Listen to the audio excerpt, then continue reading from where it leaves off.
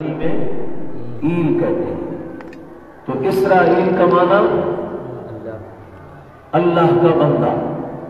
تو یا بنی اسرائیل کا معنی ہوگا اے اللہ کے بندے کی اولاد، اے اللہ کے بندے کی.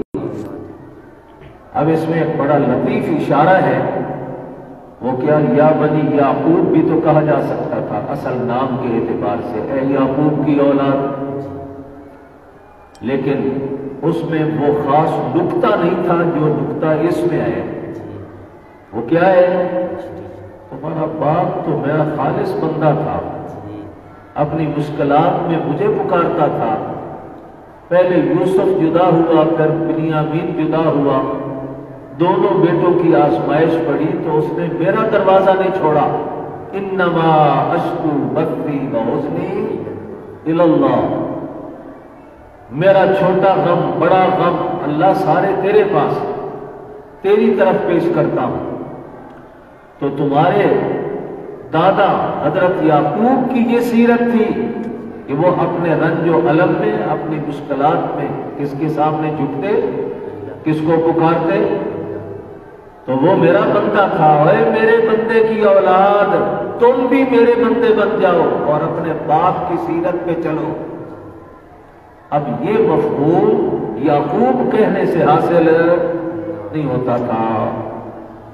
جیسے کسی کی اولاد آج کل نافرمان ہو تو ہم اس کو کہتے ہیں یار تیرا باپ تو بڑا اچھا تھا، تو کیسے غلط حرکتوں میں مبتلا ہو گیا؟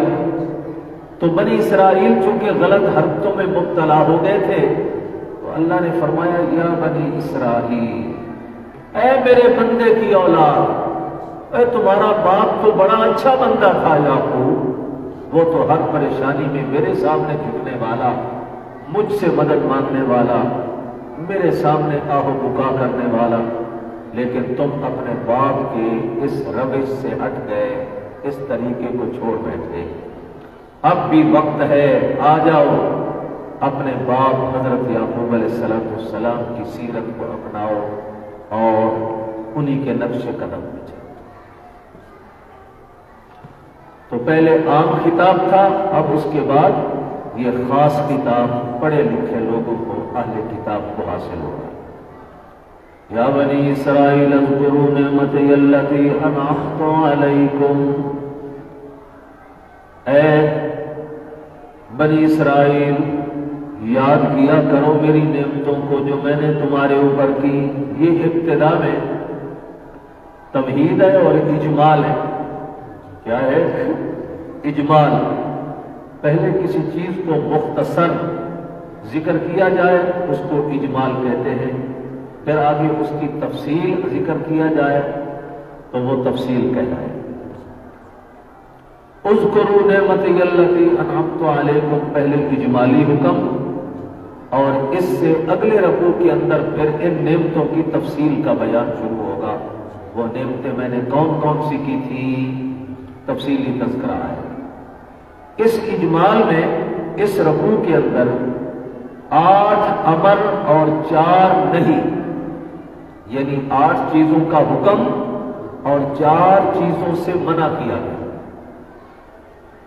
8 چیزوں کا حکم اور 4 چیزوں سے منع. تو 8 اوامر اور 4 منہیات اس رکوع کا خلاصہ ہے. پہلا امر اذکروا نعمتی التی انعمت علیکم. اذکروا امر کا صیغہ ہے، میری نعمتوں کو یاد کرو. دوسرا امر اوفوا بعہدی اوف بعہدکم.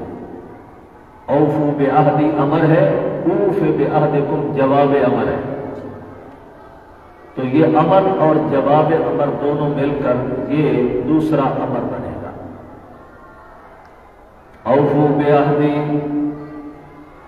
پورا کرو میرے وعدے کو،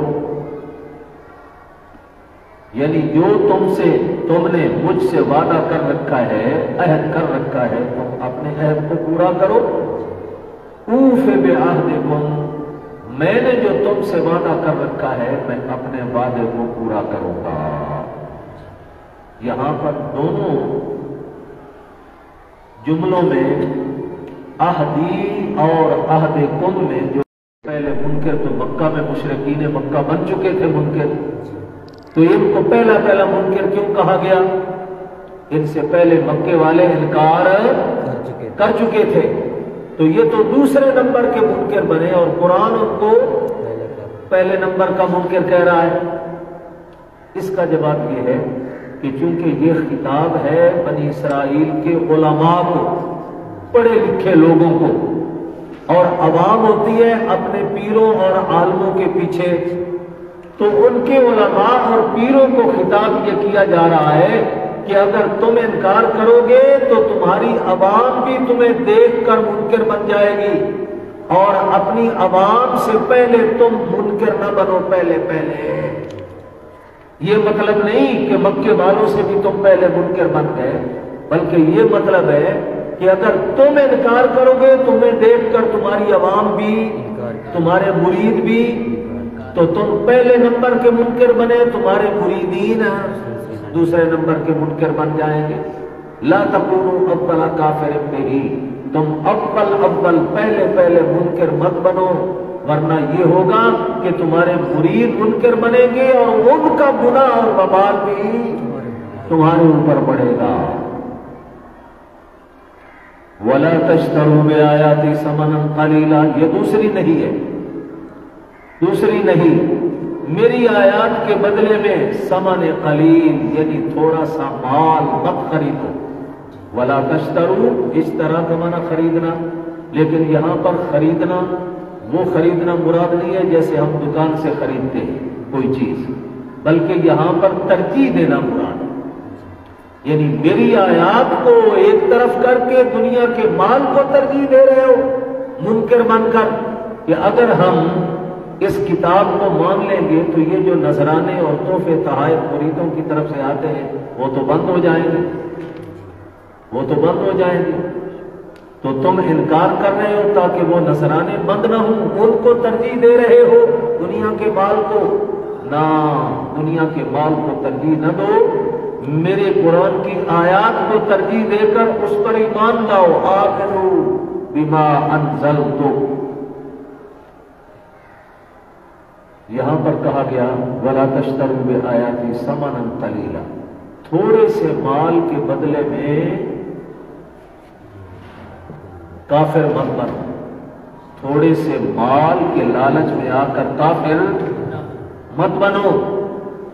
اچھا، سمن کے ساتھ آگے صفت ہے قلیلاً، اس کا کیا مطلب ہے؟ اگر تھوڑا مال ملے تو پھر تو کافر نہ بنو، زیادہ مل جائے تو پھر کافر بن جاؤ، پھر کوئی بات نہیں نہ۔ ساری دنیا کا خزانہ، دنیا و ما فیہا، سب کچھ بھی مل جائے تو پھر بھی کیا ہے؟ وہ ثمن قلیل ہے۔ کیوں؟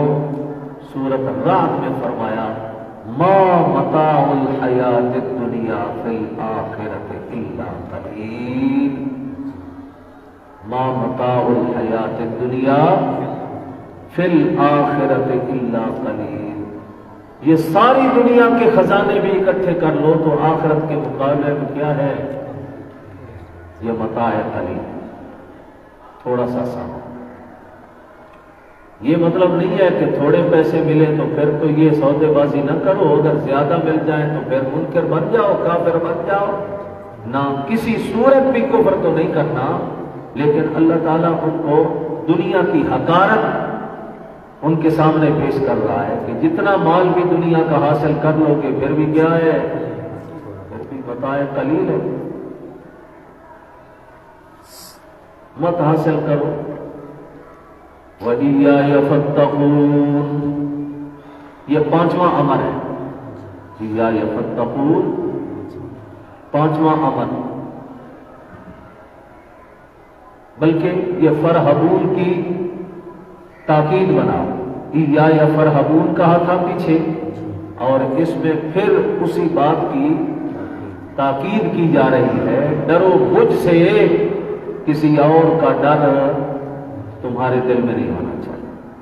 وَلَا تَلْبِسُوا الْحَقَّ بِالْبَاطِلِ، ولا تلبسوا الحق بالباطل، یہ تیسری نہیں، لا تلبسوا الحق بالباطل، حق کو باطل کے ساتھ ملاؤ نہیں۔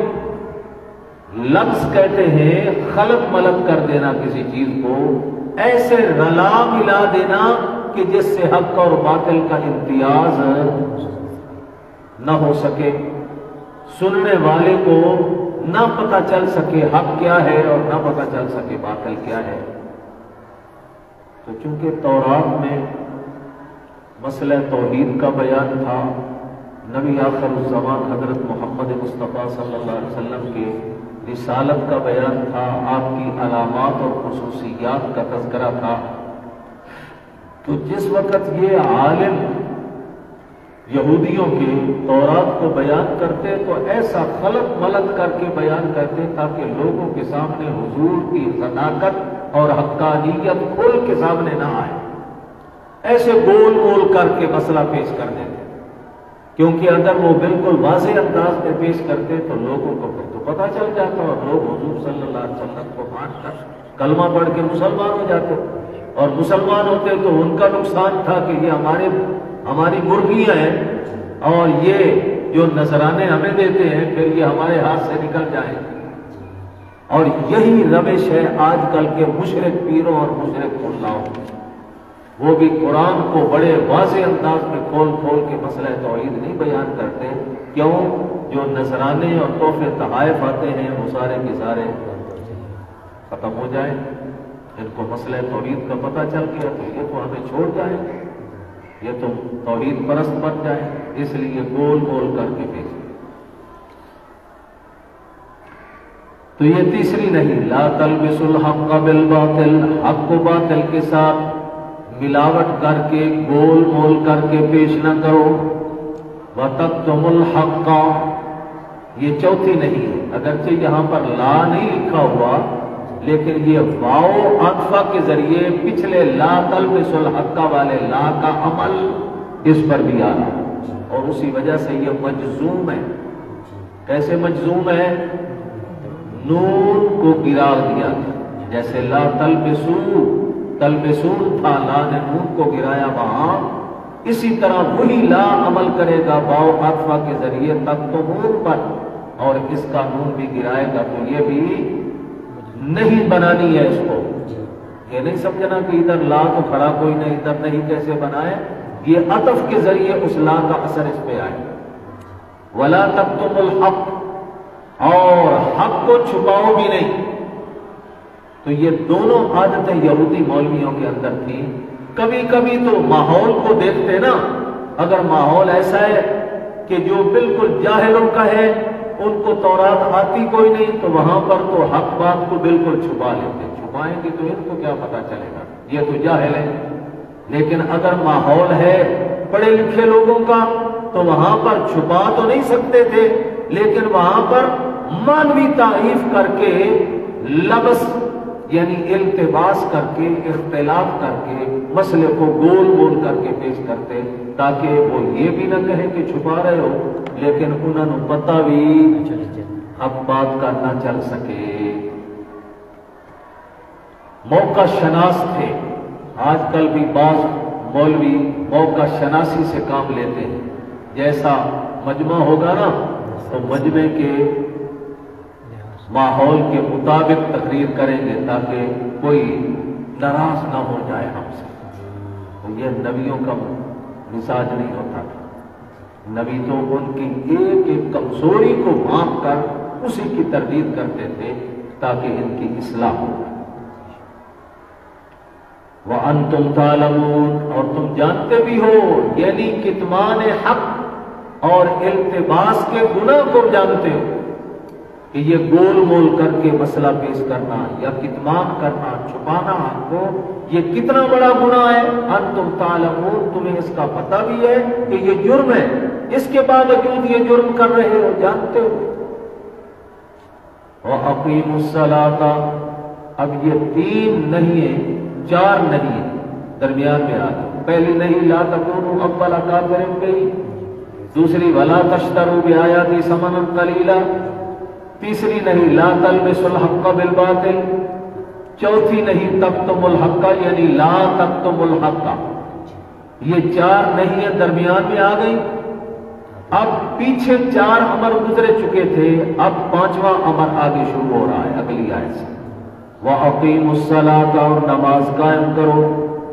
6واں امر آتوا الزَّکَاةَ زکات ادا کرو۔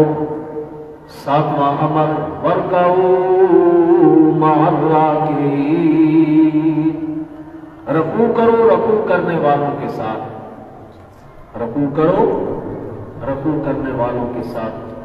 اس کے 2 معنی، ایک معنی ظاہری لیا جائے تو پھر معنی یہ ہوگا کہ رکوع کرو رکوع کرنے والوں کے ساتھ، یعنی نماز پڑھو با جماعت، باقی نمازیوں کے ساتھ مل کر رکوع کرو۔ جس وقت نماز با جماعت پڑھو گے تو جیسے باقی لوگ رکوع کریں گے تم بھی انہی کے ساتھ رکوع کرنا ہے۔ نماز پڑھنی ہے لیکن نماز با جماعت پڑھنی ہے، اکیلے نماز پڑھنا ناقص درجے کی نماز ہو، کامل نماز نہیں۔ دوسرا معنی رکوع کا عاجزی، رکوع کا معنی کیا ہے؟ کیونکہ رکوع کا معنی ہوتا ہے جھکنا۔ رکوع جس وقت آدمی کرتا ہے قیام سے نیچے رکوع کی طرف جاتا ہے تو جھکتا ہے کہ نہیں؟ تو رکوع کا لغوی معنی کیا ہے؟ جھکنا، یعنی جھکو باقی جھکنے والوں کے ساتھ، اور راکعین سے مراد مسلمان۔ فرق کا کا امر تو اوپر آ رہا ہے نا، یا بنی اسرائیل، بنی اسرائیل کو یہ خطابات چل رہے ہیں، تو گویا معنی یہ ہوگا کہ اے بنی اسرائیل تم بھی ایسے عاجزی اختیار کرو جیسے مسلمان عاجزی اختیار کرتے ہیں۔ تکبر چھوڑو، اس تکبر کی وجہ سے دین حق کو نہیں مان رہے ہو، چھوڑو تکبر کو، آؤ دین حق کی طرف۔ اور جیسے ابو بکر، عمر، عثمان، علی، طلحہ، زبیر، یہ حضرات صحابہ یہ عاجز بن چکے ہیں اور نبی کی زبان سے جو حکم آتا ہے اس کو مان لیتے ہیں، اسی طرح تم بھی عاجزی اختیار کرنے والے بن جاؤ۔ وَارْكَعُوا مَعَ الرَّاكِعِينَ، تکبر تمہارے دل میں نہیں ہونا چاہیے، عاجزی کام دے گی۔ یہ دوسرا معنی۔ أَتَأْمُرُونَ النَّاسَ بِالْبِرِّ وَتَنْسَوْنَ أَنفُسَكُمْ وَأَنْتُمْ تَتْلُونَ الْكِتَابَ، کیا لوگوں کو حکم دیتے ہو نیکی کا؟ بر کا معنی نیکی۔ أَتَأْمُرُونَ النَّاسَ، کیا حکم دیتے ہو لوگوں کو نیکی کا؟ وَتَنْسَوْنَ أَنفُسَكُمْ، اور بھول جاتے ہو اپنی جانوں کو، یعنی دوسروں کو کہتے ہو اپنا عمل کوئی نہیں۔ یہ تو بڑی بری بات ہے، حالانکہ انتم تتلون الکتاب، تم کتاب اللہ بھی پڑھتے ہو، کتاب اللہ بھی یعنی تورات پڑھتے ہو، اور تورات میں یہ بھی تو لکھا ہوا ہے کہ خود بھی عمل کرو، خود بھی عمل کرو، لیکن تمہارا اپنا عمل کوئی نہیں، دوسروں کے لیے واعظ و نصیحت ہے، بیانات ہیں، خطابات ہیں۔ تو یہ چیز اللہ کو بڑی ناگوار ہو سکتی ہے کہ جو بندہ دوسروں کو کہے اور خود عمل نہ کرے۔ سورت صف میں 28واں پارہ سورت صف کے اندر بیان کیا، یا ایھا الذین آمنوا لم تقولون ما لا تفعلون، کیوں وہ بات دوسروں کو کہتے ہو جو خود نہیں کرتے ہو؟ اب اس کا یہ مطلب نہیں ہے کہ دوسروں کو بھی نہ کہا کرو اگر خود نہیں کرنا، بلکہ معنی یہ ہے کہ جو دوسروں کو کہتے ہو پہلے خود بھی عمل کرو، عمل کرو، تب اس تمہارے کہے کا اثر بھی ہوگا، اور جو خود عمل نہ کرے اس کی زبان میں اثر بھی کوئی نہیں ہوتا۔ اسی طرح سورت جمعہ میں بد عمل عالم کی مثال گدھے سے دی گئی ہے۔ سورت جمعہ 28واں پارہ، مثل الذین حملوا التوراۃ ثم لم يحملوها كمثل الحمار يحمل اسفارا، جن بندوں کو تورات دی گئی تھی، تورات کن کو دی گئی؟ یہودیوں کو۔ مثل الذین حملوا التوراۃ، جن کو تورات دی گئی لیکن انہوں نے تورات پہ عمل نہیں کیا، لم يحملوها كمثل الحمار، ان کی مثال تو گدھے کی ہے، يحمل اسفارا، جیسے گدھے کے اوپر کتابیں لاد دی جائیں تو کیا وہ گدھا عالم بن جائے گا؟ اسی طریقہ سے وہ عالم جو پڑھ تو جائے، دوسروں کو کہے لیکن خود عمل نہ کرے، وہ بھی گدھا ہے اللہ کی نظر۔ وہ اصل علم تو وہی ہے جس کے اوپر پہلے خود عمل۔ یہاں بھی انہیں یہودیوں کو زجر اور جھڑکا جا رہا ہے، اتامرون الناس بالبر، کیا لوگوں کو نیکی کا حکم دیتے ہو، وتنسون انفسکم، اور اپنی جانوں کو بھول جاتے ہو عمل کرنے میں، وانتم تتلون الکتاب، اور حالانکہ تم کتاب بھی پڑھتے ہو، افلا تعقلون، کیا عقل نہیں کرتے ہو؟ کیا اتنی سمجھ تمہیں نہیں آتی کہ جو دوسروں کو کہنا ہے خود بھی کرنا ہے، خود بھی کر کے ہو؟ وَاسْتَعِينُوا بِالصَّبْرِ وَالصَّلَاةِ، یہ 8واں امر اوامر ثمانیہ میں سے آخری امر۔ وَاسْتَعِينُوا، اور اللہ سے مدد مانگنی ہے، بِالصَّبْرِ وَالصَّلَاةِ، صبر کر کے اور نماز پڑھ کے، یعنی مشکلات آئیں گی، کیا مطلب؟ اب اس کو ماقبل سے جوڑو، ماقبل سے کیسے جوڑ ہوگا، ربط کیسے ہوگا؟ اوپر حکم تھا آمنوا بما انزلت، جو قرآن میں نے اتارا اس پہ عمل کرو، اس عمل کرنے کا مطلب ایمان لاؤ، ایمان لاؤ گے تو پھر تحائف رک جائیں گے، نذرانے رک جائیں گے، مریدین چھوڑ جائیں گے، لیکن اس وقت تم نے بڑا بھاری امتحان ہوگا۔ پہلے نذرانوں کے تحفے تحائف کے ڈھیر لگ جاتے تھے، اب کوئی پوچھتا ہی نہیں، بلکہ مرید سارے مخالف ہو گئے، لیکن ایسی صورت میں صبر کرنا ہوگا، صبر کرنا ہوگا، اور نماز کی طرف توجہ کرو، صبر کرو اور نماز پڑھو اور اللہ سے مدد مانگو۔ اللہ، یہ جو مال پہلے آتا تھا، اب ہم نے فیصلہ کیا ہے کہ ایمان لانا ہے، مال آئے یا نہ آئے ہم نے اس کی کوئی پرواہ نہیں کرنی، لیکن ہمارے دل کو صبر نصیب فرما دے۔ یہ مطلب ہے مدد اللہ سے مانگو، واستعینوا، اور اس مدد کی صورت کیا ہوگی؟ صبر بھی کرنا ہوگا اور نماز بھی پڑھنی ہوگی۔ وَإِنَّهَا لَكَبِيرَةٌ، لیکن یہ خالص اللہ سے مدد مانگنا ہے بڑا مشکل کا، بڑے ماحول سے ٹکر لینی پڑتی ہے، عقیدہ توحید کو اپنانے میں اپنے بھی بیگانے بن جاتے ہیں، مشکلات آتی ہیں، بائیکاٹ ہوتے ہیں، رشتے ناتے چھوڑ جاتے ہیں رشتے دار، لیکن ایسی حالت میں ڈٹ جانا، ڈٹ جانا، کوئی کچھ کہے یا نہ کہے، کیا کرنا ہے؟ انہا لکبیرۃ، بڑا اوکھا کام میں خالص اللہ سے مدد مانگتے رہنا۔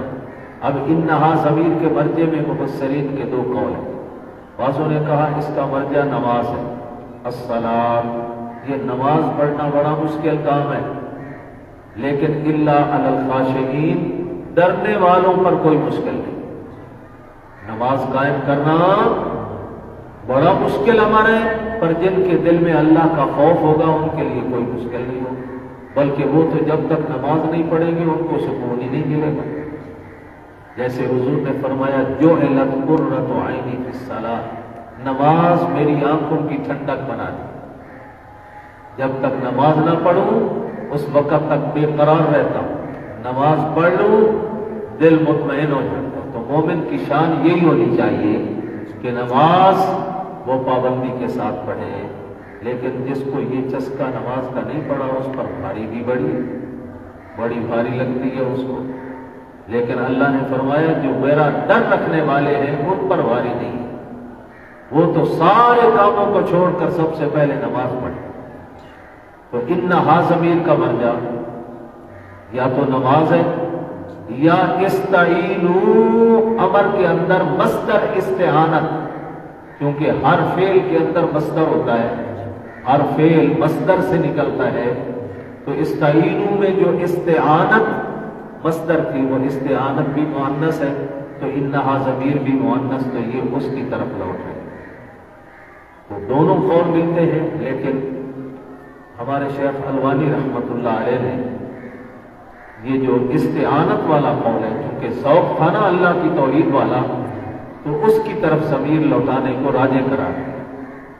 انہا یعنی اللہ سے مدد مانگنا اور اسی عقیدہ توحید پہ ڈٹ جانا، مخالفوں کی مخالفت کی کوئی پرواہ نہ کرنا، یہ بڑا بھاری اور بڑا مشکل عمل ہے، لیکن الا علی الخاشعین، جن کے دل میں یہ خوف ہوگا کہ یہ دنیا تو عارضی ہے، یہ دنیا تو عارضی ہے، اللہ کے سامنے پیش ہونا ہے، ہو سکتا ہے آج رات سوئیں اور صبح اٹھنا نصیب نہ ہو، تو استعانت کو کیوں چھوڑوں، اللہ کی توحید کا مسئلہ کیوں چھوڑوں، آخرت بنا لوں اپنی، تو ان پر مشکل نہیں، الا علی الخاشعین اے الموحدین، موحدین پہ یہ باری نہیں ہے۔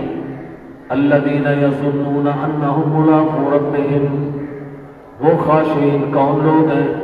وہ لوگ ہیں جو یقین رکھتے ہیں کہ وہ اپنے رب سے ملاقات کرنے والے، جن کو آخرت کی ملاقات کا یقین ہے۔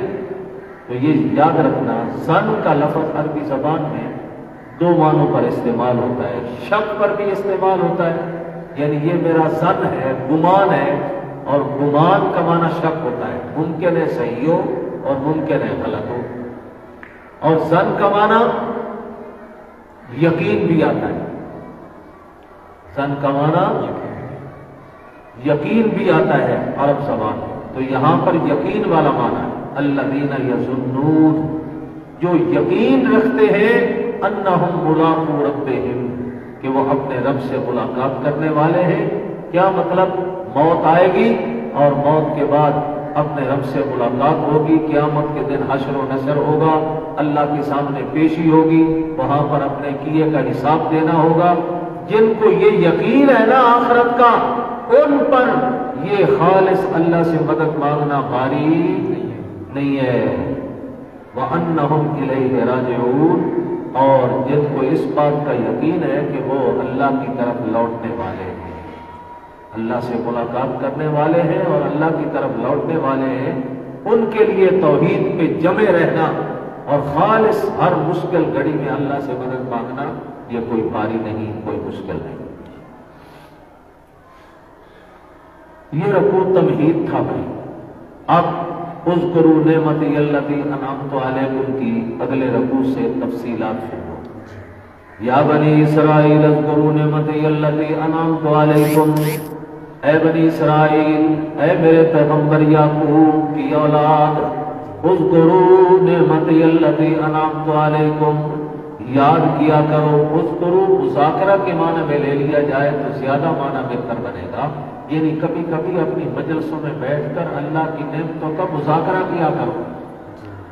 اللہ کی نعمتوں کا مذاکرہ کرنے سے شکر کا ایک داعیہ پیدا ہوتا ہے دل کے اندر، اللہ کی یہ نعمت میرے اوپر، یہ نعمت، یہ نعمت، یہ نعمت، تو ہم کدھر بھاگ رہے ہیں، کدھر جا رہے ہیں اللہ کی نافرمانی میں لگے ہوئے۔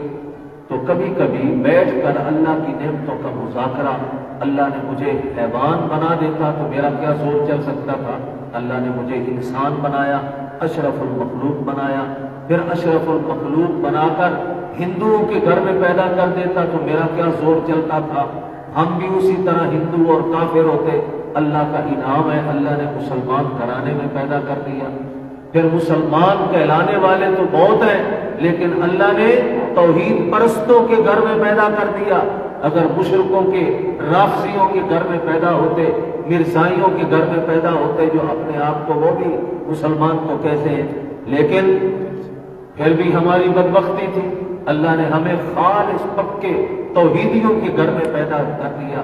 پھر اللہ نے ہمیں صحت دی، صحت نہ ہوتی بیمار ہوتے، جاؤ ہسپتالوں میں جا کر دیکھو، کئی کئی مہینوں سے بیمار چارپائی میں پڑے اور اس امید میں پڑے ہیں کبھی تو ہمیں بھی اللہ صحت عطا فرمائے گا اور ہم بھی چل کے اپنے گھروں میں اپنے بیوی بچوں کے پاس جائیں گے۔ تو میرے بھائیوں، صحت بڑی اللہ کی بہت بڑی نعمت ہے، تو باقی بھی نعمتیں اس لیے کہا جاتا ہے کہ تندرستی بڑی نعمت، ہزار نعمت ہے، तंदुरुस्ती, बाकी सारी नेमतें एक तरफ और सेहत और तंदुरुस्ती एक तरफ। खाने का मजा सेहत और तंदुरुस्ती से है, पीने का मजा सेहत से है, काम करने का मजा सेहत से है, पढ़ने पढ़ाने का मजा भी सेहत से है। सेहत और तंदुरुस्ती होगी तो ये सारे काम होंगे, और अगर सेहत तंदुरुस्ती नहीं तो कितने अच्छे से अच्छे खाने आपके सामने पेश किए जाएंगे तो आप कहेंगे ले जाओ, मैंने नहीं खाना। बड़े आला आला मशरूबात पेश किए जाएंगे, आप कहेंगे ले जाओ, मैंने कुछ नहीं पीना। और हर चीज का मजा सेहत से, तंदुरुस्ती से। तो इन नेमतों का मुज़ाकरा करना चाहिए। हमें भी बैठकर अपने घर वालों को, बीवी बच्चों को, बहन भाइयों को इकट्ठा करके इन नेमतों का मुज़ाकरा किया करें। ये हुक्म उनको नहीं था, ये हुक्म हम सबको है। अगरचे यहाँ किताब तो उनको है, लेकिन हुक्म हर इंसान को है कि जो मेरी नेमतें तुम्हारे ऊपर हैं उन नेमतों का मुज़ाकरा किया करो। अल्लाह का शुक्र पैदा करने का जज्बा पैदा होता है इंसान। वान्नी फज़्ज़लतुकुम अलल आलमीन, और इस बात का भी मुज़ाकरा किया करो कि हमने तुम्हें फजीलत दी बाकी सारी कौमों पर। यहां आलमीन से मुराद क्या है? बनी इसराइल को उस दौर के जितने मुख्तलिफ कबीले और कौमें थी उन पर फजीलत तो थी, लेकिन हमारी इस उम्मत पर उनको फजीलत नहीं। हमारी उम्मत मुहम्मदिया पहले सारे नबियों की उम्मतों से अफजल।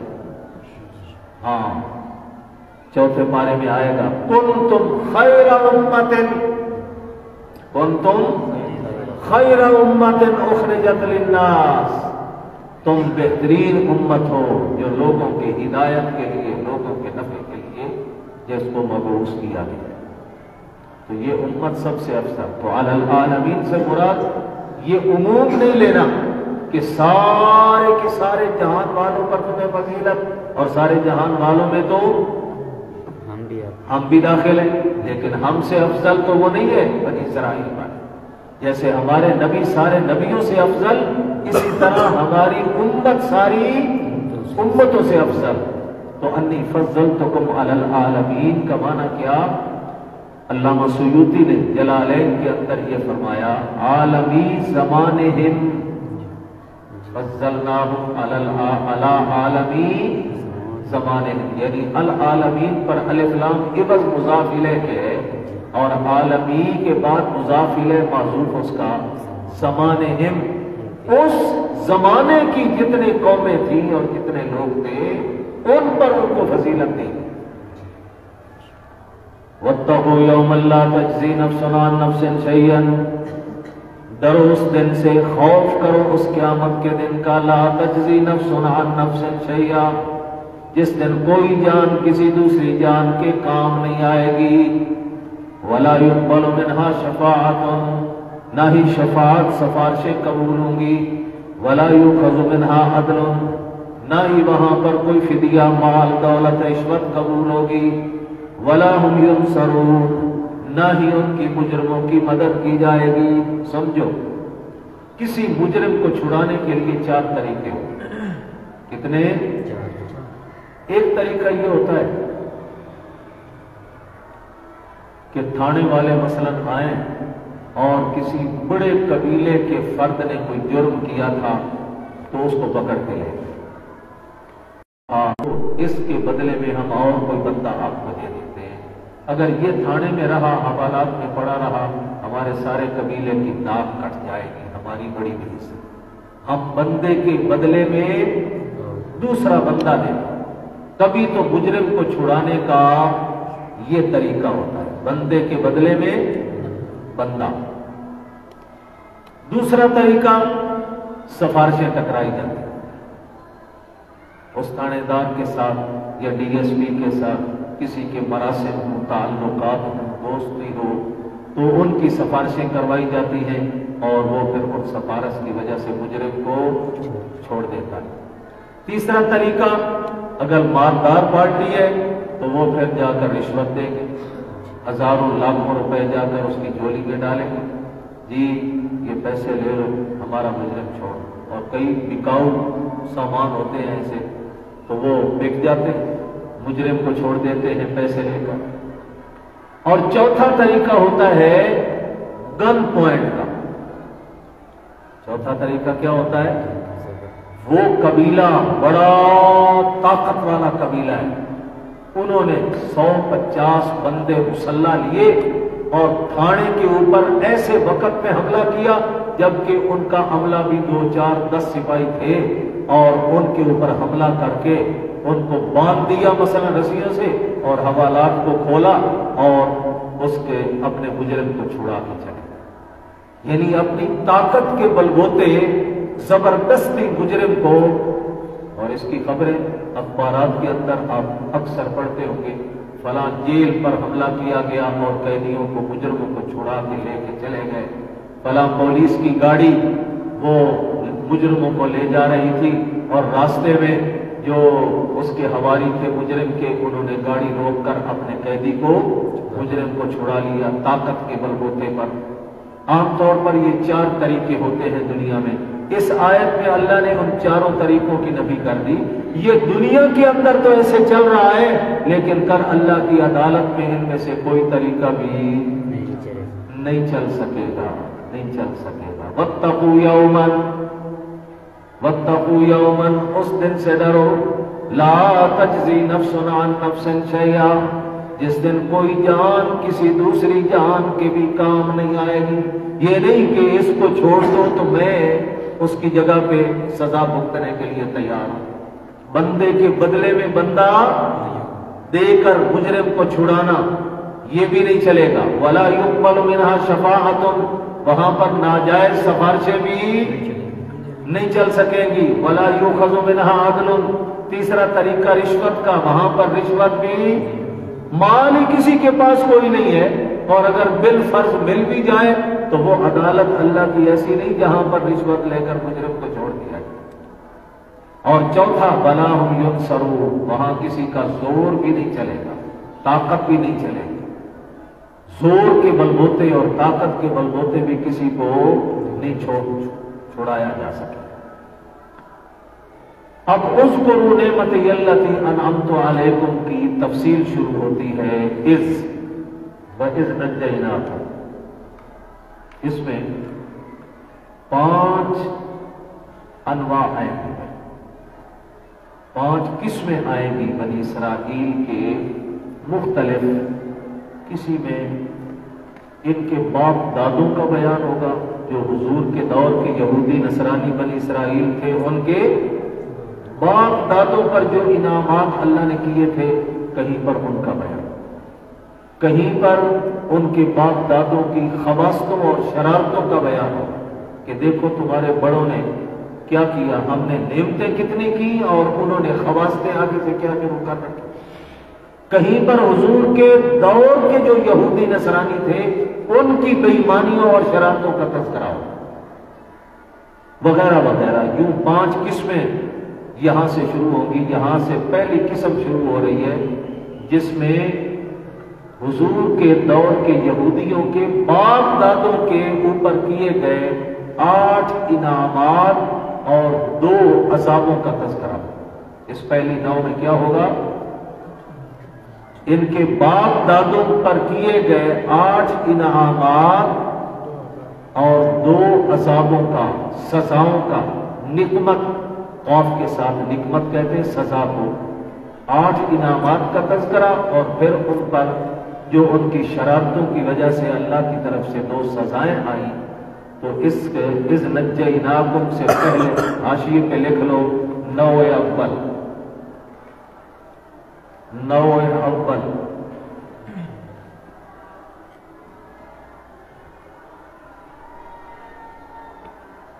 اس میں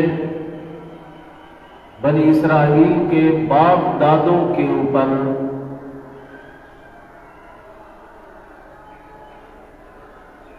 بنی اسرائیل کے باپ دادوں پر کیے گئے 8 انعامات، 8 انعامات اور 2 نعمتوں کا بیان ہوگا۔ دو سزاؤں کا بیان ہوگا۔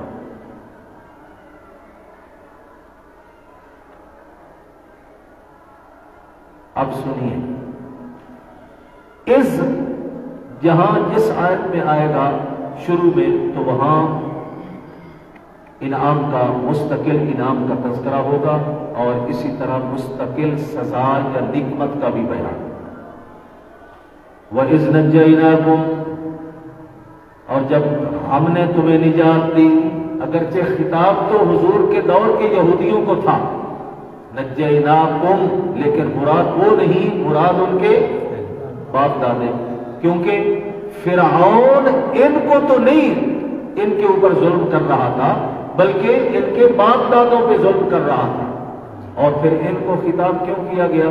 اس لیے کہ یہ ان کے انعامات کو تسلیم کرتے تھے کہ واقعتاً ہمارے بڑوں پر یہ ظلم ہو رہا تھا فرعون کی طرف سے، اور اللہ تعالیٰ نے ہمارے بڑوں کو فرعونیوں کے ظلم سے نجات دی۔ وہ کیا ظلم تھا؟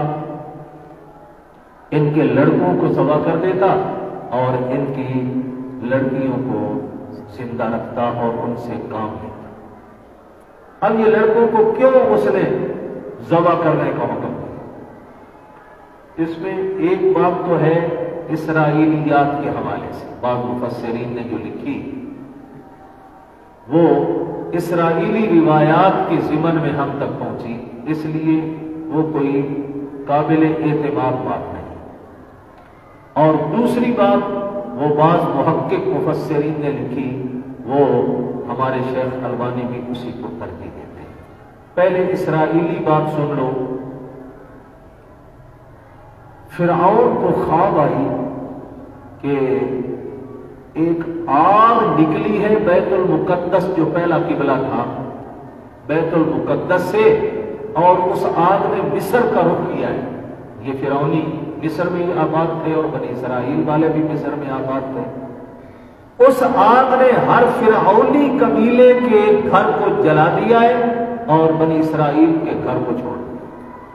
درمیان میں بنی اسرائیل کا گھر آتا ہے، اس کو کچھ نہیں کہتے، اور اگر فرعونی اور اس کے قبیلے میں سے کسی کا گھر آتا ہے تو اس کو جلا دیا۔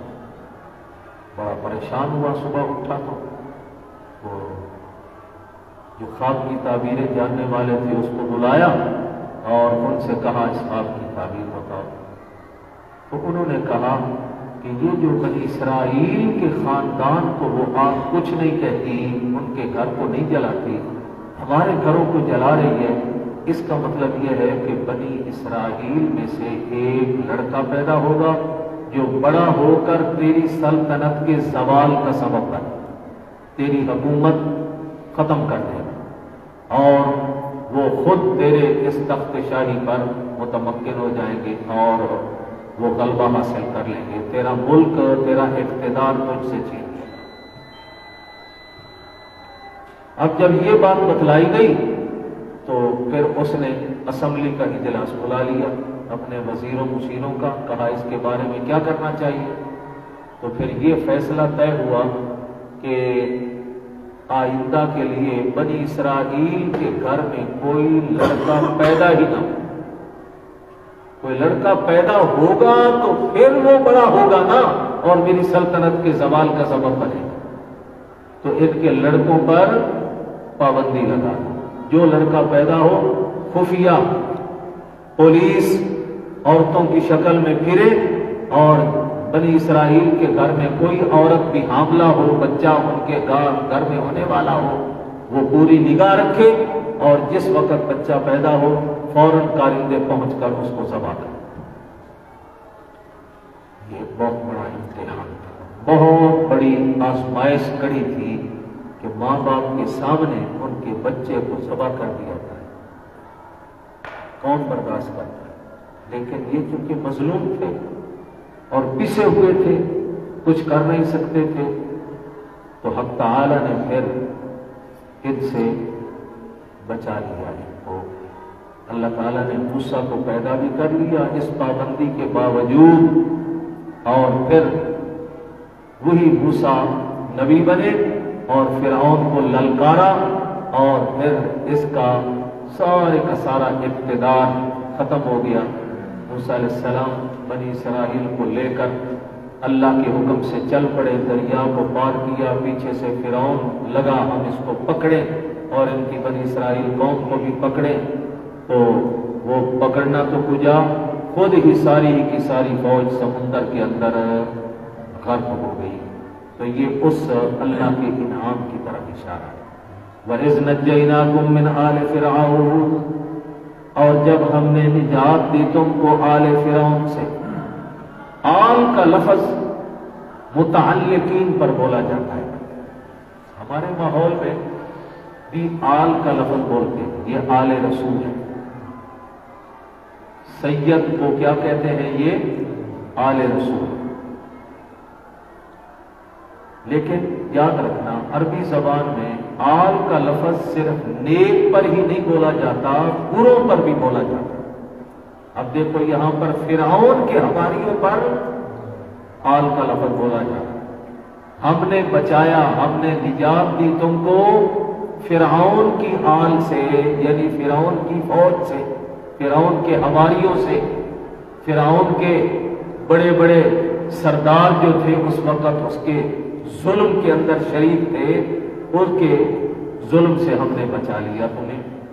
تو آل کا لفظ مطلقاً جس کا تعلق کسی سے ہو، چاہے وہ برا تعلق ہو اور چاہے اچھا تعلق ہو، دونوں پر بولا جاتا ہے۔ ہم نے بچایا تم کو فرعونیوں سے، یسومونکم سوء العذاب، جو پہنچاتے تھے تمہیں برے قسم کا عذاب۔ اور وہ برا عذاب کیا تھا؟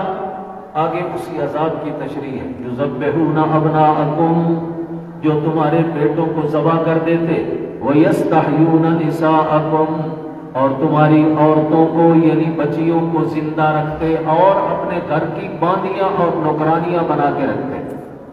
وفی ذالکم بلاء من ربکم عظیم، اور اس عذاب کے اندر تمہارے لیے بہت بڑا امتحان تھا۔ بلا کا معنی امتحان، اور عظیم اسی کی صفت ہے، بلاء عظیم من ربکم، رب کی طرف سے تمہارے لیے اس میں بہت بڑا امتحان تھا۔ دوسرا انعام، وَإِذْ فَرَقْنَا بِكُمُ الْبَحْرَ، اب اللہ کا حکم آیا، موسیٰ کو حکم ہوا راتوں رات اپنی قوم کو لے کر نکلو مصر سے۔ یہ نہیں کہ فوراً حکم مل گیا، درمیان میں بڑے سال گزر گئے۔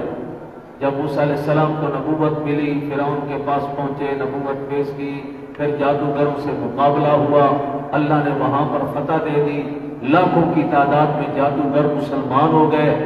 لیکن اس کے باوجود فرعونیوں کا ظلم ختم نہیں ہو رہا تھا، تو پھر وقت گزرتے گزرتے گزرتے اللہ نے حکم دیا، اب اپنی قوم کو راتوں رات لے کے نکل جاؤ۔ اور وہاں پر پہنچے، دریائے کلزم، بحر کلزم اس کا نام ہے، بحر احمر کہتے ہیں اور اسی کو بحر کلزم بھی کہتے ہیں۔ وہاں کنارے پر پہنچے، پیچھے فرعونیوں کو پتہ چلا، صبح اٹھے، کدھر گئے بھائی؟ نوکر نہیں آئے ہمارے دفتروں کو صاف کرنے والے، صفائی کرنے والے، ہمارے گھوڑوں کو چارہ ڈالنے والے، ہمارے حیوانات کی خدمت کرنے والے، گھر خالی پڑے۔ جب پتہ کیا گیا تو بنی اسرائیل میں سے تو کوئی بچہ بھی نہیں ہے وہاں پر، بڑے چھوٹے، مرد، عورتیں، بوڑھے، جوان، بچے، سب کے سب راتوں رات نکل گئے تھے۔ اب ان کو بڑا غصہ آیا، یہ ہمارے نوکر، ہمارے خادم اور ہمارے پوچھے بغیر نکل گئے، کیوں نکل گئے؟ ہم ان کو پکڑیں گے اور پکڑ کے سزا دیں گے۔ فوج تیار کرو بھائی ان کو پکڑنی۔ گھوڑے تیار کیے گئے، فوجی تیار ہو گئے، گھوڑے دوڑانے شروع کر دیے انہوں نے پیچھے، حتیٰ کہ پہنچ گئے پیچھے جہاں دریائے کلزم کے کنارے پر بنی اسرائیل بیٹھے ہوئے تھے۔ آگے کوئی پل تو تھا نہیں، ورنہ وہاں نہ بیٹھتے۔ جب پیچھے سے فرعونیوں کو آتے ہوئے دیکھا تو بڑے رونے لگے، چیخنے لگے، موسیٰ مروا دیا تو نے تو ہمیں، چلو وہاں جیسی کیسی ذلت کی زندگی تھی، زندہ تو رہ رہے تھے، اور آج تو زندگی سے بھی ہاتھ دھو بیٹھے، آگے چھلانگ لگاتے ہیں، پانی میں ڈوب کے مریں گے، اور بیٹھے رہیں گے تو دشمن پہنچ گیا وہ ہمیں قتل کریں گے۔ لیکن موسیٰ علیہ السلام نے فرمایا، ان معی ربی سیہدین، ان معی ربی سیہدین، میرے ساتھ میرا رب ہے، دیکھنا اللہ راستے بنائے گا۔ اللہ نے حکم دیا ڈنڈا آسا مار میرے نبی، اسی دریا کے پانی پر آسا مارا، فانفلق فکان کل فرق کالطود العظیم، یہ 19ویں پارے میں تفصیل آئے گی۔ اللہ اکبر، وہاں پر پھر آسا مارا، راستے بن گئے، راستے بن گئے۔ اب یہ اس کی طرف اشارہ ہے، وَإِذْ فَرَقْنَا بِكُمُ الْبَحْرَ، اور جس وقت ہم نے پھاڑ دیا، ٹکڑے ٹکڑے کر دیا سمندر کو، راستے بنا دیے، فَأَنْجَيْنَاكُمْ، اور ہم نے تمہیں یعنی تمہارے باپ دادوں کو نجات دے دی، وَأَغْرَقْنَا آلَ فِرْعَوْنَ، اور فرعونیوں کو وہاں پر غرق کر دیا۔ یہ تو پار لگ گئے، پیچھے فرعونیوں نے کہا ہمارے لیے بھی راستے بن گئے بھائی، وہ بھی پیچھے پیچھے انہوں نے اپنے گھوڑے ڈال دیے، ساری فوج انہی راستوں میں۔ جس وقت درمیان میں پہنچے اللہ نے پانی کو چلا ڈوب کے مرے۔ وَأَنْتُمْ تَنْظُرُونَ، اور یہ سارا منظر تم دیکھ رہے تھے، یہ سارا منظر، اس میں خاص لذت ہے۔ دیکھو ہمارا کوئی دشمن ہو اور وہ ہلاک ہو جائے تو ہمیں خوشی ہوگی یا نا؟ خوشی ہوگی نا، لیکن اتنی خوشی نہیں ہوگی جتنی خوشی اس کی ہلاکت کو ہم دیکھیں۔ یہ کل تک ہمارے بچوں کو ذبح کرتا تھا، ہلاک کرتا تھا، آج ہم اپنی آنکھوں سے دیکھیں کہ وہ پانی میں ڈوب ڈوب کر موتے لے لے کر مر رہا ہے، اس سے اور زیادہ دل کو تسکین پہنچے گی۔ اے بے ایمانہ، کل تک ہمارے ساتھ تو زیادتی کرتا تھا، اب چکھنا اللہ کا تھا۔ اس لیے قرآن نے کہا ہم نے غرق کیا پر تمہیں دکھا دکھا کے غرق کیا ان کو۔ انتم تنظرون، تم ان کی حالت غرق ہونے والی دیکھ رہے تھے۔ وَإِذْ وَعَدْنَا مُوسَىٰ 40 لَيْلَةً، اس میں تیسرے انعام کا ذکر ہے۔ جب یہ بنی اسرائیل والے پار ہو گئے تو اب اللہ تعالیٰ نے حکم دیا آؤ میرے نبی موسیٰ طور پہاڑ پر، میں تمہیں دستور حیات دوں، تورات کتاب دوں، اور اس کو پڑھو اور اپنی قوم کو پڑھاؤ اور اس کے مطابق آگے زندگی گزارنے، دستور عمل۔ وہاں پر موسیٰ علیہ السلام پہنچے تو پیچھے سامری تھا، اس نے قوم کے زیورات اور سونے اکٹھے کر کے ایک بچڑے کی شکل۔ یہ زیورات کہاں سے آ گئے، اس کا پس منظر بھی سنو۔ مفسرین نے لکھا ہے یہ چونکہ مصر میں جب تھے تو فرعونیوں کے خادم اور نوکر تھے، مرد بھی عورتیں بھی ان کے گھروں میں کام کرتی تھی، خود تو غریب تھے۔ ان میں جب شادی بیاہ یا کوئی فنکشن ہوتا نا خوشی کا، تو یہ اپنی ان عورتیں جن کے گھروں میں یہ کام کرتی تھی ان سے زیور مانگ لیا کرتے تھے، ہماری شادی ہے تو ہمیں زیور دے دو، اور زیور اپنا پہن کر اپنا فنکشن گزار کے تو اس کے بعد پھر یہ واپس کر دیتی تھی۔ اب جس وقت اللہ کی طرف سے یہ راتوں رات حکم آیا ہجرت کا، اس سے پہلے بھی ان کا اسی قسم کا ایک شادی کا فنکشن تھا۔ انہوں نے وہ زیور مانگے، لیکن راتوں رات جب حکم آ گیا چلو، تو اب پریشان ہوئی کہ ہم اب اگر واپس رات ہی کو جا کر ساری بنی اسرائیل کی عورتیں ان کے زیور واپس کریں گی تو ان کو شک پڑ جائے گا، یہ ٹیکا لیکے نہیں پائے گئی انہوں نے، صبح کوئی نہیں سی ہونی، صبح دے دیتے۔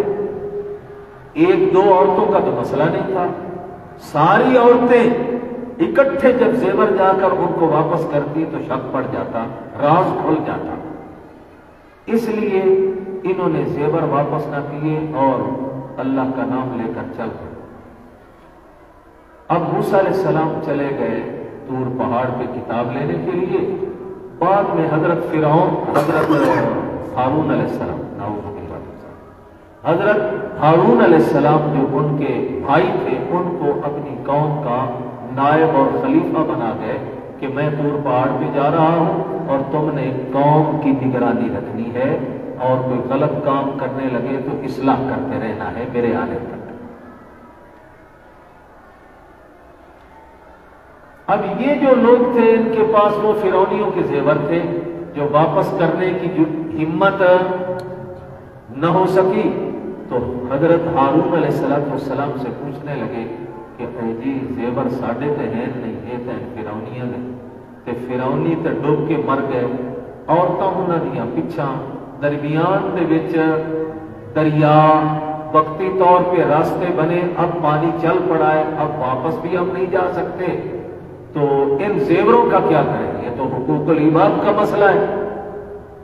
तो हजरत हारून अलैहिस्सलाम ने फरमाया कि खुद फायदा उठाना तो जायज नहीं है क्योंकि ये उनकी अमानत थी अगरचे काफिर की अमानत भी हो तो उसको वापस करना लाजिम है लेकिन अब वापस करना तो मुमकिन नहीं रहा इसलिए इनको आग में डालकर साया कर खुद नफा ना उठा। सामरी सुनारे वाला काम करता सी था मुनाफिक। अब जब इसने देखा हो इतने जेवरात का ढेर लग गया और ये जेवरात सोना ऐसे ही फजूल जाया हो जाए क्यों ना मैं कोई अपना कर्तव्य दिखाऊं। इसने अपनी कारीगरी से उसको गर्म किया तो गर्म करके उसका एक बछड़े की शक्ल बनाई और उसकी साख्त और बनावट ऐसे बनाई कि मुंह की तरफ से जब हवा दाखिल होती और अंदर से मुख्तलिफ अंदाज से वो निकलती बाहर से तो उसमें से आवाजें निकलती खुद ब खुद क्या होती और आवाजें भी ऐसी जैसे एक गाय का बछड़ा होता है उस जैसी आवाज।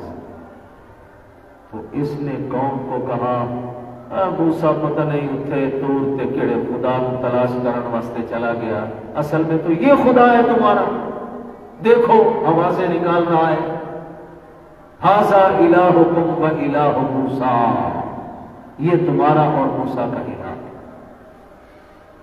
सब के सब उसके सजदे में गिर बछड़े की पूजा। अब ये क्या वजह थी थे मूसा अलैहिस्सलाम के हवारी तो यकदम बछड़े की पूजा क्यों शुरू कर दी क्यों शिर्क शुरू कर दिया।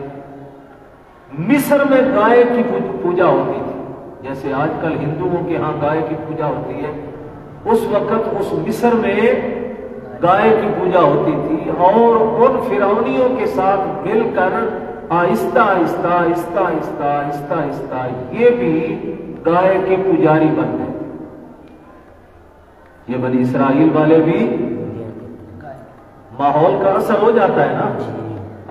अब यहां पर पहले मुतहिदा हिंदुस्तान था पाकिस्तान जब नहीं बना था तो हिंदू सिख और मुसलमान इकट्ठे रहते थे तो हमारे मुसलमानों में भी देखा देखी हुई रस्में शादी ब्याह की आ गई जो हिंदुओं की होती थी और वही शिर्क आ गया जो हिंदुओं में था। जैसे वो बुतों के पुजारी ये भी फर्क सिर्फ ये है कि वो खड़े बुतों के पुजारी थे और ये पड़े बुतों के पुजारी थे। कब्र में जिस वक्त कोई मुर्दा दफन किया जाता है तो क्या होता है वो और रूह निकल जाए तो ये क्या है बुत है तो ये बुत कब्र में रख दिया जाता है तो ये पड़ा बुत हो गया और वो खड़ा बुत हो गया। फर्क सिर्फ यही है आजकल के मुशरिक और हिंदू बुजुर्गों में वो खड़े बुतों के पुजारी थे ये पड़े बुतों की पुजारी बन गए। इसीलिए तो अल्लामा इकबाल ने बड़ा खूब कहा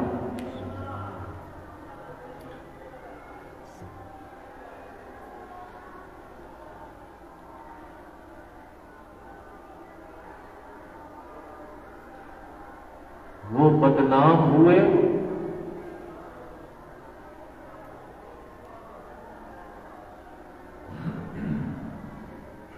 बड़ा शानदार मजमून था उस शेर का।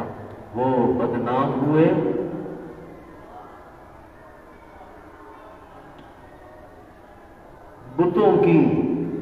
پوجا کر کے کیا نہ بیچو گے تم جو مل جائیں صنم پتھر کے؟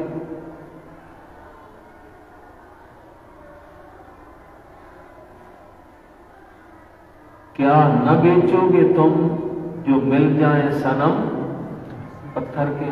یعنی بات تو ایک ہی ہے،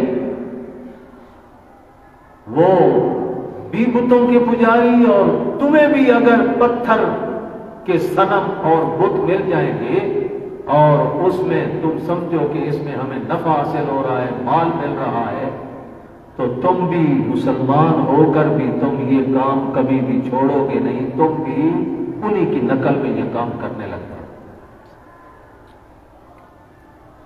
اللہ اکبر، اللہ اکبر۔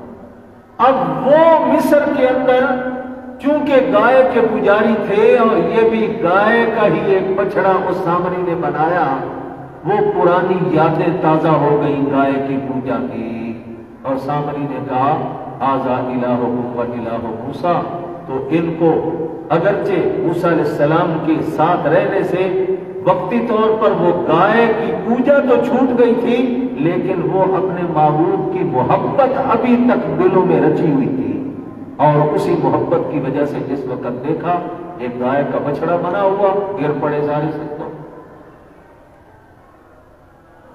ہاں، اب اس میں تیسرے انعام کا ذکر ہے۔ وَإِذْ وَاعَدْنَا مُوسَىٰ 40 لَيْلَةً، اور جب ہم نے وعدہ لیا حضرت موسیٰ علیہ السلام سے 40 راتوں کا، یعنی دور پہاڑ پہ آؤ 40 راتیں رہو، 40 دن ادھر ہی قیام کرنا ہے، اور اسی سے چلہ نکلا ہے۔ موسیٰ علیہ السلام سے بھی اللہ نے چلہ کٹوایا، تو اس چلے میں بڑی برکات ہوتی ہے۔ چلے سے کیا ہوتا ہے؟ چلے سے بندے کی حالت بدل جاتی ہے۔ حدیث پاک میں آتا ہے ماں کے پیٹ میں بچے کی جب اللہ تعالیٰ پیدا کرنے کا ارادہ کرتے ہیں تو 40 دن تک تو وہ پانی اپنی اصل شکل میں رہتا ہے، پھر 40 دن کے بعد وہ پانی منی کا وہ خون بن جاتا ہے، پھر 40 دن کے بعد وہ خون گوشت بن جاتا ہے، پھر 40 دن کے بعد اس کی سارے اعضاء اور اس کی تخلیق ہوتی ہے۔ تو ہر 40 دن کے بعد اس کی حالت میں تبدیلی آ رہی ہے۔ اس لیے حضور نے فرمایا، حدیث میں آتا ہے من صلی 40 لیلۃ بالتکبیرۃ الاولی کتب له براءۃ، جو 40 دن پانچوں نمازیں تکبیر اولیٰ کے ساتھ جماعت کے ساتھ پڑھتا ہے، اللہ اس کو 2 پروانے عطا فرماتے ہیں، براءۃ من النفاق و براءۃ من النار۔ ایک تو اس کے دل سے منافقت ختم ہو جاتی ہے، سچا پکا مخلص مسلمان بن جاتا ہے، اور دوسرا جہنم کی آگ سے اللہ اس کو چھٹکارا دے۔ سبحان اللہ۔ لیکن کام مشکل ہے، مشکل ہے، لیکن جتنا مشکل ہے دیکھو انعام بھی تو اتنا بڑا ہے نا۔ 40 دن بندہ کوشش کر کے یہ پابندی سے ہر نماز جماعت کے ساتھ پڑھ لے، آخرت سنور جائے، جہنم کی آگ سے بچ جائے گا، جہنم کی آگ سے بچ جائے گا۔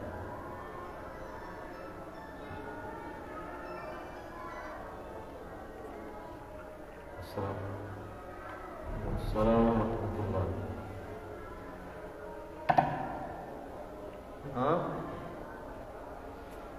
ہاں جی، خیریت ہے؟ ٹھیک ہے، جلدی جلدی کرو، سبق پڑھا رہے ہیں۔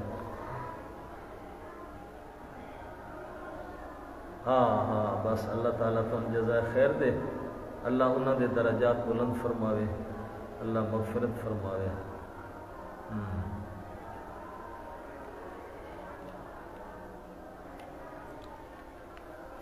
کون؟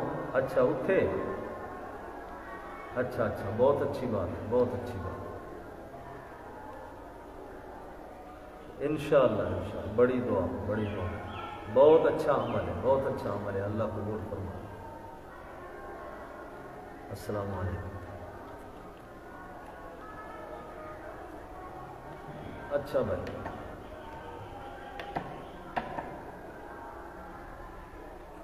اب اس کا یہ مطلب نہیں ہے کہ 40 دن پڑھ لو تو پیچھے چھٹ دو نہ، 40 دن کا اس لیے کہا گیا کہ 40 دن جو پابندی کر لیتا ہے پھر اس کے دل میں ایک ایسا جذبہ اور کیفیت پیدا ہو جاتی ہے کہ پھر اس کو اکیلے یا بغیر تکبیر اولیٰ کی نماز پڑھنے کے لطف ہی نہیں آئے، جسم میں ایک ایسی تبدیلی آ جائے گی کہ اس کو نماز پڑھنے کا لطف ہی تب آئے گا کہ وہ کہے گا تکبیر اولیٰ دے نال نماز پڑھنی۔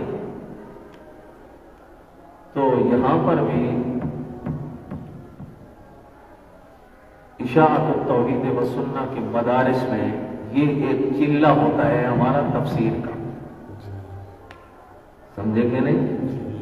یہ شعبان اور رمضان کی 20-25 تک جمعے اگر آپ درمیان میں چھٹی کے دن نکال لو تو یہ کتنے دن بنیں گے؟ 40 دن بنے گے۔ اور اس میں جو ترجمہ قرآن پابندی سے پڑھے گا اور سوچ سمجھ کے بیٹھے گا ذہن کو حاضر کر کے، تو اس کے الحمدللہ ایک ایسی تبدیلی آئے گی کہ وہ مسئلہ توحید اس کے دل میں رت جائے۔ تمام شکوک و شبہات جو مختلف لوگوں کے وہ سنے سنائے دل میں ہوتے ہیں، تو اللہ تعالیٰ ان تمام شکوک و شبہات سے پاک مسئلہ توحید کا وہ ایک دیوانہ بن جاتا ہے۔ اللہ تعالیٰ ہم سب کو توفیق عطا فرمائے۔ اچھا بھائی، تو موسیٰ علیہ السلام سے بھی اللہ نے یہ چلہ کٹوایا، ثم اتخذتم العجل، پھر تم نے بچڑے کو بنا لیا یعنی معبود۔ ثم اتخذوا العجل، تم نے بچڑے کو بنا لیا، کیا بنا لیا؟ معبود بنا لیا۔ من بعدہ، یعنی موسیٰ کے جانے کے بعد، طور پہاڑ پہ جانے کے بعد، من بعدہ سے موت والی بعدیت مراد نہیں ہے چونکہ موسیٰ علیہ السلام مرے تو نہیں تھے ابھی، من بعد ذہابہ معنی یہ ہوگا ان کے جانے کے بعد، یعنی طور پہاڑ پہ جانے کے بعد تمہارے بڑوں نے بچڑے کو معبود بنا لیا، وَأَنْتُمْ ظَالِمُونَ، اے مشرکون، اور بچڑے کو معبود بنا کر تم مشرک بن گئے تھے۔ ظالمون بمانے کس کے؟ ان الشرک لظلم عظیم، شرک کیونکہ بہت بڑا ظلم ہے تو یہاں پر ظلم بمانے شرک کے ہوگا۔ تم اس وقت مشرک بن گئے تھے۔ ثم عفونا عنکم، لیکن ہم نے کیا انعام کیا تمہارے اوپر؟ ہم نے تمہیں معاف کر دیا۔ موسیٰ علیہ السلام بعد میں آئے جس وقت تورات لے کر قوم کی حالت دیکھی، بڑے غضبناک ہوئے، ناراض ہوئے، اور پھر اللہ سے درخواست کی، اللہ اب اس کا کیا فیصلہ اور نتیجہ؟ اللہ نے فرمایا قتل کرو ایک دوسرے کو، یعنی جنہوں نے پوجا نہیں کی وہ بچڑے کو پوجنے والوں کو قتل کرے۔ قوم کے چونکہ دو طبقے بن گئے تھے، بعض تو روکتے رہے، خود بھی پوجا نہیں کی اور ایک طرف ہو گئے، اور ان کو بھی کہا بدبختو۔ موسیٰ علیہ السلام نے یہی کچھ تعلیمات سکھائی ہیں تمہیں، مت یہ کام کرو، لیکن وہ نہ ہٹے، پوجا کرنے لگے، سجدہ کرنے لگے۔ اب اللہ نے حکم دیا جنہوں نے پوجا نہیں کی وہ تلواریں اپنے ہاتھ میں لیں اور پوجا کرنے والوں کے سر اٹھائیں۔ یہ بنی اسرائیل کے اس جرم کی سزا قتل سے اللہ تعالیٰ نے متعین کر دی۔ دیکھو ہماری امت کے اوپر اللہ نے کتنا فائدہ بنا، کتنی تخفیف اور کتنا ہلکا جرم۔ توبہ ہم کیا کہیں گے؟ صدق کے دل سے جو بندہ کہے گا استغفر اللہ،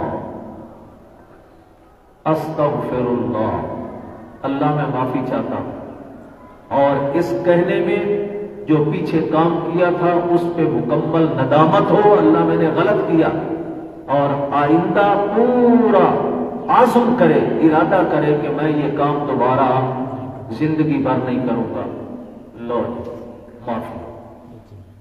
دیکھو اس امت پر کتنا انعام، زبان سے استغفر اللہ کہو، صدق کے دل سے کہو پچھلے گناہ کی معافی۔ لیکن بنی اسرائیل کی معافی کس سے ہوئی؟ فرمایا قتل کرو۔ آگے تذکرہ اسی کا آ رہا ہے۔ وَإِذَا آتَيْنَا وَإِذْ آتَيْنَا مُوسَى الْكِتَابَ وَالْفُرْقَانَ لَعَلَّكُمْ تَهْتَدُونَ، یہ چوتھا انعام، جب ہم نے دیا موسیٰ علیہ السلام کو کتاب اور فرقان، یہ واو تفسیریہ ہے، اسی کتاب کی تفسیر بیان کی جا رہی ہے کہ وہ کتاب کون سی تھی؟ فرقان تھی، حق و باطل میں فرق کرنے والی کتاب، لعلکم تہتدون۔ وَإِذْ قَالَ مُوسَىٰ لِقَوْمِهِ، یہ ثم عفونا میں جو اوپر کہا گیا تھا نا کہ ہم نے معاف کر دیا، اب اس میں کوئی نیا انعام نہیں ذکر کیا جا رہا، بلکہ اسی کی مزید تفصیل ذکر کی جا رہی ہے کہ وہ معافی کیسے ہوئی۔ ہم نے جو بچڑا کی پوجا کرنے پر سزا مقرر کی تھی، معاف کیا تھا، وہ سزا کیسے ہوئی؟ وہ ایسے ہوئی۔ وَإِذْ قَالَ مُوسَىٰ لِقَوْمِهِ، کہا موسیٰ علیہ السلام نے اپنی قوم کو، یا قوم انکم ظلمتم انفسکم، اے میری قوم تم نے ظلم کیا اپنی جانوں پر، یعنی شرک کر کے، بچڑے کی عبادت کر کے، باتخاذکم العجل، اس بچڑے کو معبود بنا کر، اس کے سجدے کر کے، عبادت کر کے اپنی جانوں پہ ظلم کیا۔ فتوبوا الی بارئکم، توبہ کرو اپنے مالک و خالق کی طرف، اور اس توبہ کی صورت کیا ہوگی؟ فَاقْتُلُوا أَنفُسَكُمْ، اپنی جانوں کو قتل کرو، یعنی ایک دوسرے کو قتل کرو۔ ذَلِكُمْ خَيْرٌ لَكُمْ عِنْدَ بَارِئِكُمْ، یہی بات بہتر ہوگی تمہارے لیے تمہارے رب کے ہاں۔ فَتَابَ عَلَيْكُمْ، اب اس کا نتیجہ یہ ہوا جب انہوں نے قتل کیا تو اللہ تعالیٰ نے معاف فرمایا۔ اب کہو گے قتل ہو گئے تو معافی کا کیا مطلب؟ قتل کی صورت یہ تھی، توجہ، قتل شروع ہوا، مثلا ایک طرف وہ جو بچڑے کی پوجا کرنے والے، ایک طرف یہ جو نہیں پوجا کرنے والے، ان کے سامنے تلواریں، سامنے کسی کا بھائی ہے، کسی کا باپ ہے، کسی کا بیٹا ہے، کسی کا قریبی رشتہ دار ہے، تو پھر یہ ان کو کیسے قتل کرتے؟ انہوں نے موسیٰ علیہ السلام سے دعا کی، موسیٰ اللہ سے دعا کرو کہ ہمارے اوپر تاریکی چھا جائے۔ اب ہمیں جب سامنے باپ بیٹے بھائی نظر آئیں گے ہم کیسے قتل کر سکیں گے؟ جب تاریکی چھا جائے گی، جیسے رات کے وقت تاریکی ہوتی ہے تو سامنے جو بھی آئے گا پھر پتہ کوئی نہیں چلے گا کہ کون ہے اور کون نہیں، اس لیے اس وقت بے دھڑک ہو کر ہم قتل کرتے ہیں۔ تو اللہ تعالیٰ نے یہ دعا قبول فرما لی، تاریکی چھا گئی اور قتل عام شروع ہو گیا۔ موسیٰ علیہ السلام دیکھ رہے ہیں قتل ہزاروں نہیں لاکھوں کی تعداد میں قتل ہو گئے۔ تو پھر موسیٰ علیہ السلام نے دعا کی، یا اللہ اسی طرح اگر یہ قتل جاری رہا تو پھر میں کس کو تبلیغ کروں گا اور کس کو دعوت دوں گا، اور میرا تو یہی ایک رونق ہوتی ہے قوم نبی کے لیے، لہذا اب میری دعا ہے جو قتل ہو گئے ان کی بھی توبہ قبول فرما، ان کا بھی جرم معاف، اور جو ابھی زندہ ہیں اور قتل ہونے کے لیے تیار کھڑے ہیں، لیکن میں دعا کرتا ہوں اللہ ان کو بھی معاف کر دے۔ تو فتاب علیکم، اللہ نے معاف کر دیا سب۔ انہ هو التواب الرحیم، بے شک وہی توبہ قبول کرنے والا بہت بڑا مہربان۔